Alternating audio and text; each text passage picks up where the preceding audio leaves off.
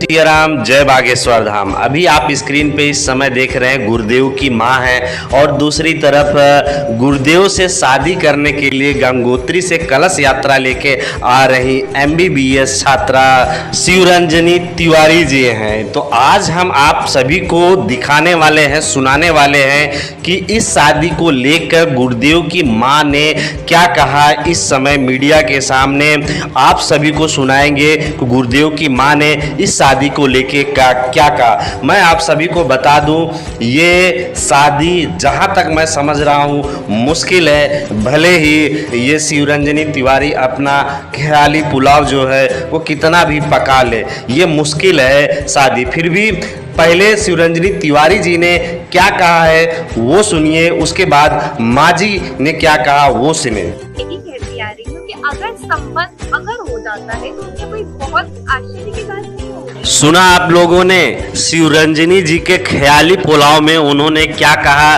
कि अगर रिश्ता हो जाता है पूज्य गुरुदेव जी से तो कोई आश्चर्य की बात नहीं है। मैं इनके जानकारी के लिए बता दूं कि माँ जी ने, गुरुदेव के माँ जी ने साफ साफ कहा है कि मुझे घर पे रोटी बनाने वाली बहू चाहिए, ना कि साध्वी बहू चाहिए, ना कि कथावाचक बहू चाहिए, ना कि यूट्यूबर बहू चाहिए।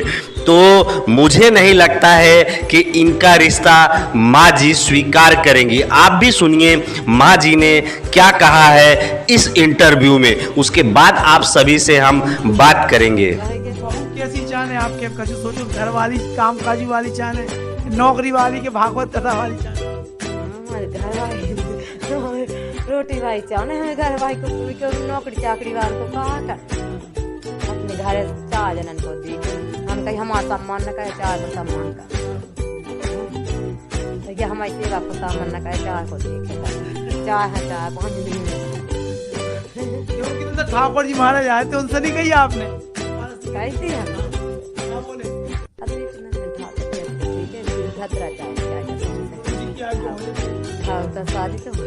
सुना आप लोगों ने माँ जी ने क्या कहा। उन्होंने साफ साफ लफ्जों में कहा है कि मुझे रोटी बनाने वाली बहू चाहिए, मेरी इज्जत ना करे पर 4 लोगों की इज्जत करे जो घर पे आए।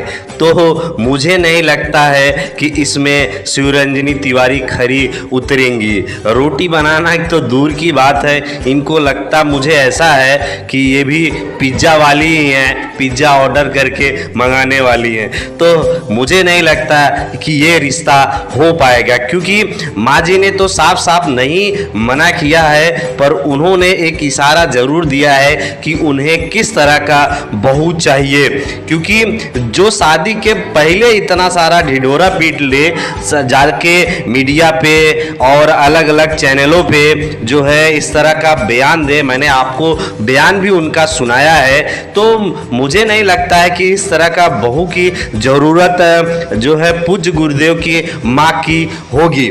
और कुछ शिवरंजनी तिवारी जी से कड़वे सवाल भी पूछे गए हैं, उसके जवाब भी मैं आप सभी को सुनाऊंगा कि ये फेमस होने के लिए इस तरह से कर रही हैं या रातों रात जो है पॉपुलैरिटी पाने के लिए इस तरह से वो कृत्य कर रही हैं। हाँ, उनके सम्मान को वो गंगोत्री से पैदल कलश यात्रा आ रही हैं, इस चीज़ को लेके मैं भी अप्रिशिएट करूँगा और मिलके उनका भी मैं चाहूँगा कि एक बार मेरे चैनल पे भी इंटरव्यू लूँ।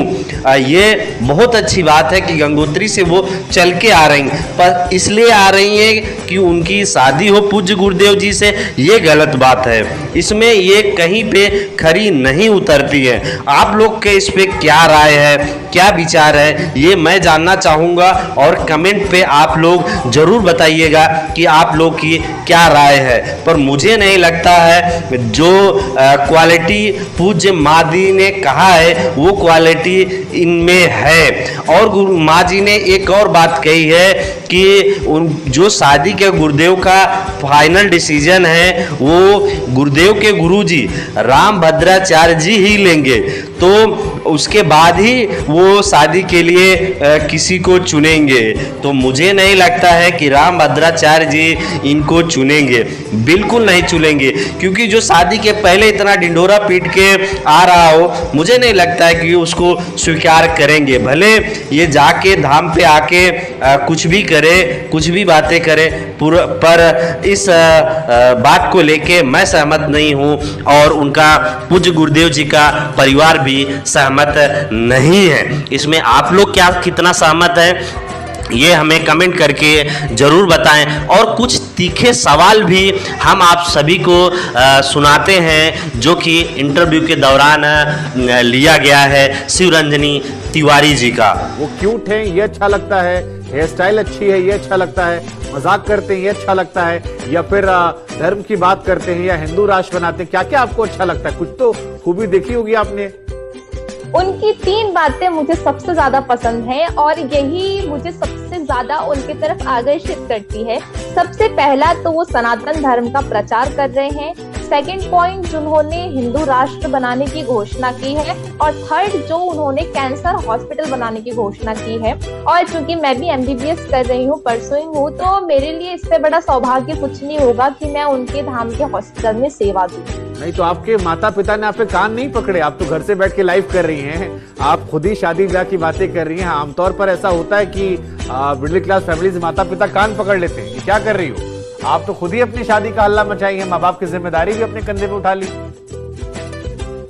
शादी का हल्ला तो मस्ते मस्ते चला गया देहरादून से। और रही बात माता पिता की, तो उन्होंने आज तक मेरा हर बात में सपोर्ट किया है, और जो शादी की जो सच्चाई है वो 16 तारीख को क्लियर हो जाएगी। मैं पूज्य महाराष्ट्र के साथ में लाइव आऊंगी, हर न्यूज चैनल से सच बता दूंगी। लेकिन जैसे ही हम शादी का जिक्र करते हैं, आपके चेहरे पर जो ग्लो आता है, जैसे आप ब्लश करती हैं खिलखिलाकर, उससे लगता है कि मन में लड्डू फूट रहा है।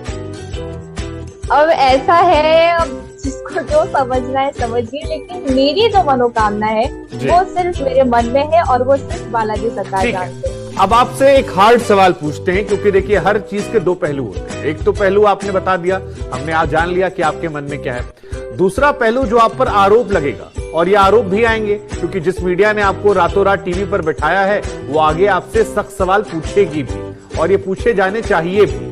तो सवाल ये आएगा कि क्यों ना ये कहा जाए कि सोशल मीडिया पर आपने देखा कि बाबा चारों तरफ छाए हुए हैं, जहां जाते भीड़ है, रातों रात आपको पॉपुलैरिटी चाहिए थी, इसलिए आपको लगा कि चलो अच्छा तरीका है, इंस्टाग्राम पर फॉलोअर बन जाएंगे, अभी देखते हैं लोग हमको भी देखना शुरू कर देंगे। ये मुझ पर आरोप हर जगह से लग रहे हैं कि मैं पूरे महाराष्ट्र के साथ में जुड़ के पॉपुलैरिटी लेना चाह रही हूँ, लेकिन इस बारे में मेरी तरफ से कोई भी सच्चाई नहीं है। मैं केवल बागेश्वर धाम की अपने आप को दासी बताती हूँ। और रही बात हनुमान जी महाराज की, तो मैं तो बचपन से उनकी पूजा करती ही आ रही हूँ और मुझे कलश यात्रा करनी ही थी। तो मैंने सोचा कि जब मेरी बागेश्वर धाम में इतनी आस्था है, जब मैंने अपने पेरेंट्स से बात बताई तो उन्होंने भी कहा कि चलो बागेश्वर धाम ही चलते हैं। तो क्योंकि मैं लेकिन भी शिवरंजनी, हम जिस धर्म की आप बात कर रही हैं, सनातन धर्म की, इसमें तो कहते हैं कि दान भी करो तो एक हाथ से दो ताकि दूसरे को पता ना लगे।